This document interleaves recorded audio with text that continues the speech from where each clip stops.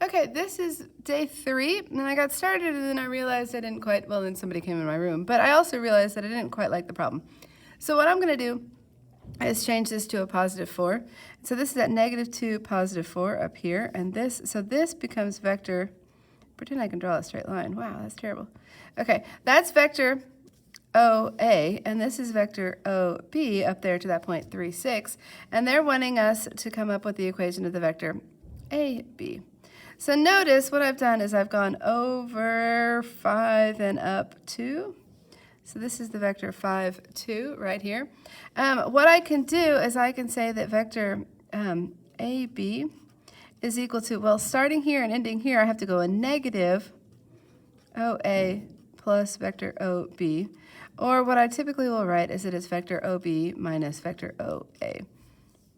Okay? So now they're asking me to do it in 3 dimensions. So find vector AB when those are my points. So AB, I'm going to take, I could think of this as being vector OA is 1, 2, 3. Notice this is the notation for a point. This is the notation for a vector. Okay? If I ask for a point, it needs to be written one point next to each other, you know, the coordinates like that. If I ask for a vector, you need to tell me this. So vector OB would be 3, -1, 4. And so this is going to be OB minus OA. So this is 3 minus 1 is 2, -1 minus 2 is -3, 4 minus 3 is 1, and there's vector AB. This one, use the vectors to find the coordinates of point C in a parallelogram when A is the point that. Okay, so if it's a parallelogram, what I'm going to do is I'm going to label A, B, C, D in order, A, B, C, D. And so this tells us that vector AB, if it's a parallelogram, has to be exactly equal to vector DC. So AB is going to be the vector, we're going to take B and subtract away A. So 2 minus 1 minus -1 is 3. 0 minus 2 is -2. -1 minus 1 is -2. If I make mistakes, today was moving day. I'm just not quite all there. Okay, so C is, well, let's call C the point X, Y, Z, because that's the only thing. We need to know those 3 coordinates. So then it's C minus D. So it's X minus 3, Y minus 1, and Z minus 4. And so now I can set each of these things equal. This 3 is going to equal X minus 3, therefore X equals 6. And -2 is equal to, I forgot the equal sign, equal to Y minus 1, add 1.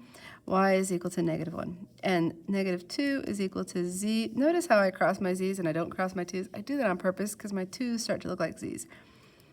Add 4, that gives me Z is equal to +2.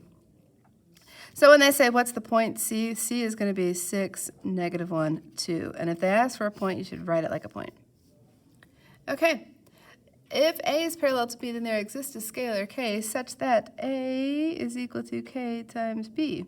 Or we could have said K times A is equal to B. Either way is fine. So if these are parallel, then that tells us that I have A, 2, -1, R, is equal to, well, let's see. Let's put the K here. It doesn't matter a whole lot, but what I noticed, here's what I noticed, is that this was -1 times something equals 2. So already I know that negative K is going to equal to 2, so K is going to equal to -2. So now I can find R and S.